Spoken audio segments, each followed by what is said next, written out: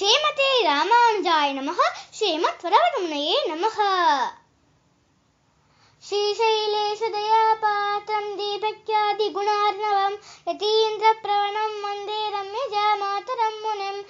रम्यजामातृयोगीन्द्रपादरेखामयं सदा तथा यत्तात्मसत्पाठ्यं रामानुजमुनिं भजे। लक्ष्मीनाथसमारम्भां नाथयामुनमध्यमाम् अस्मदाचार्यपर्यन्तां वन्दे गुरुपरम्पराम्।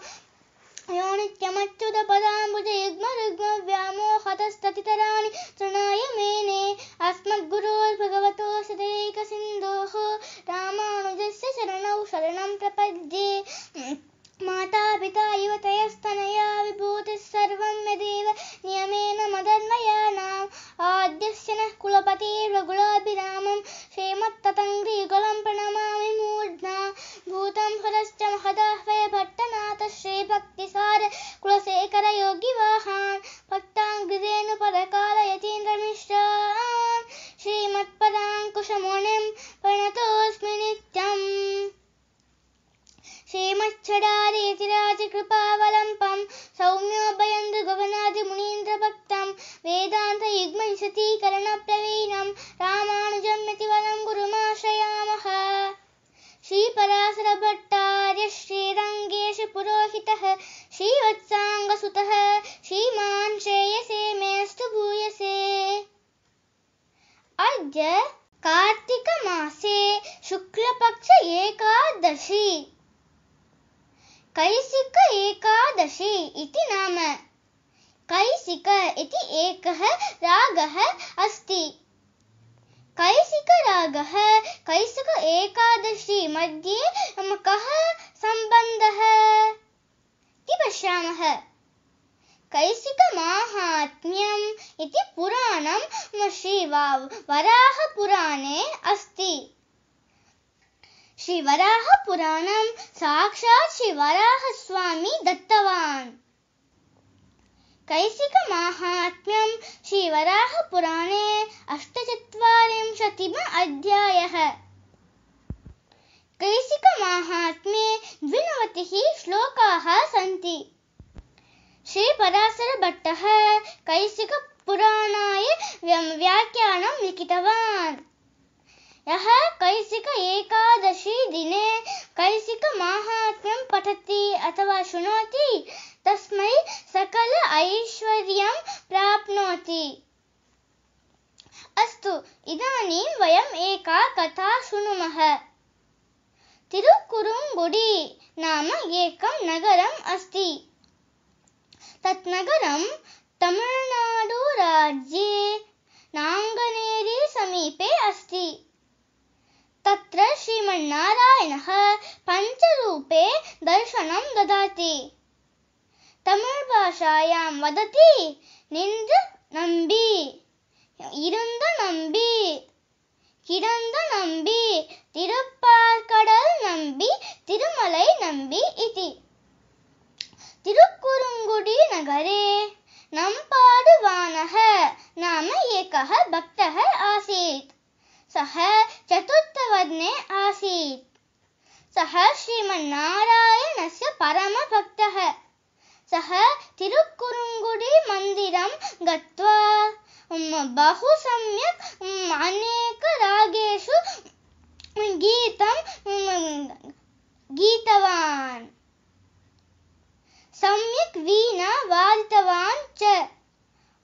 नम्पाडुवानस्य गीतं देवस्य अतीव रोचते।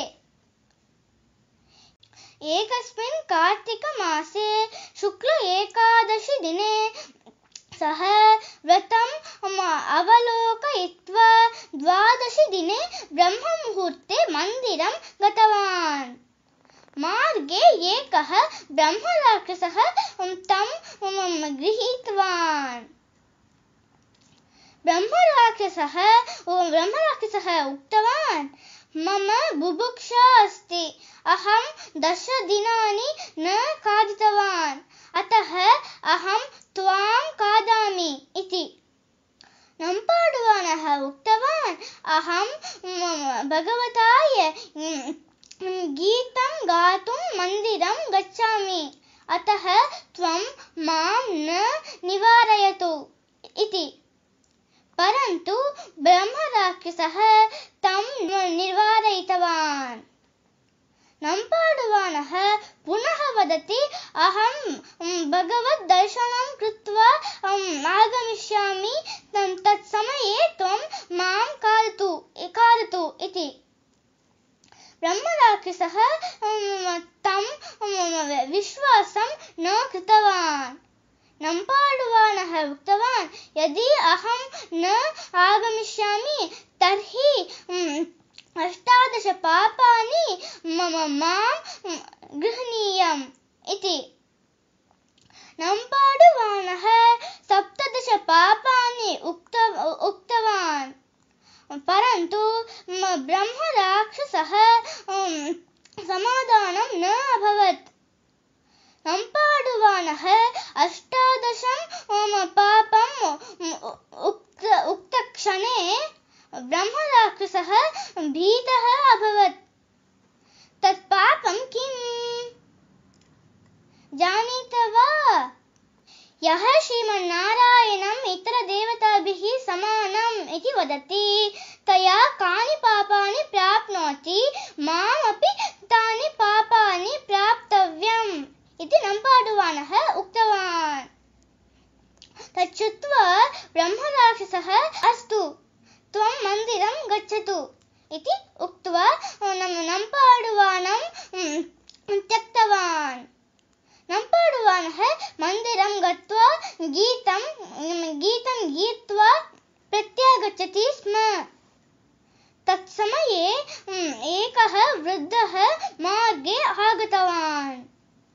सः नम्पाडुवानाय उक्तवान्, भवान् तत्र न गच्छतु, तत्र ब्रह्मराक्षसः अस्ति, अतः भवान् कुत्रापि गच्छतु इति।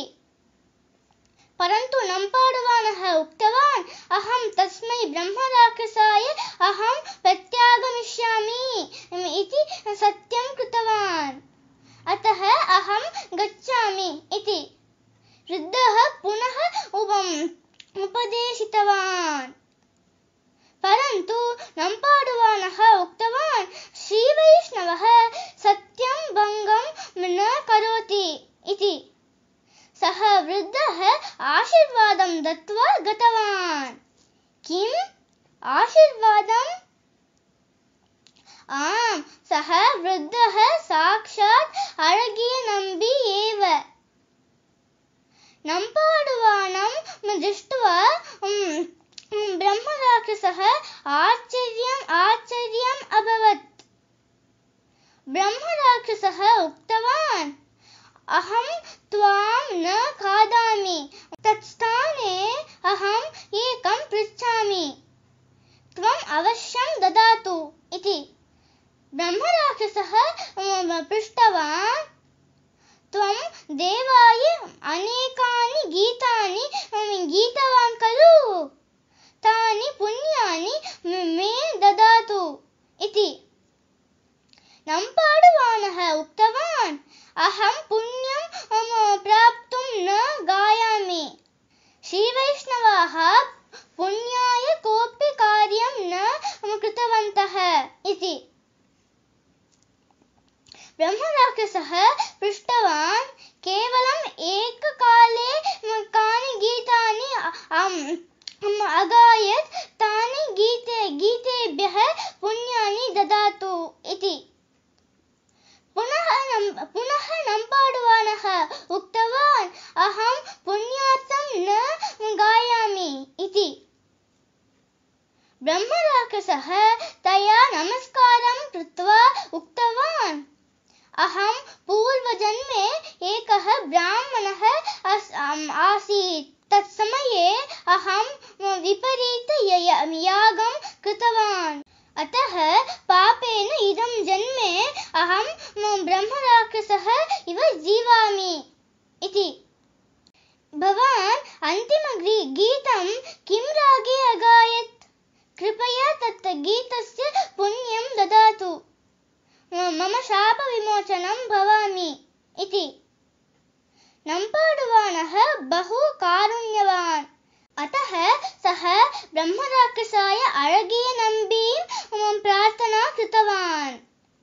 अळगियनम्बिः नम्पाडुवानस्य कैसिकरागस्य गीतस्य फलं ब्रह्मराक्षसाय दत्तवान्। ब्रह्मराक्षसस्य शापविमोचनम् अभवत्। एषा कथा कार्तिकमासे शुक्लपक्ष एकादशी दिने अभवत्। अतः एषा एकादशी कैसिक एकादशी इति नाम। एषा एकादशी अत्यन्तं प्रसिद्धम्। यः कैसिक एकादशी दिने कैसिक माहात्म्यं पठति अथवा शृणोति तस्मै सकल ऐश्वर्यं प्राप्नोति। अद्य कैसिक एकादशी, अतः वयं सर्वे कैसिक माहात्म्यं शृणुमः। श्रीमते रामानुजाय नमः। श्रीमद्वरवरमुनये नमः।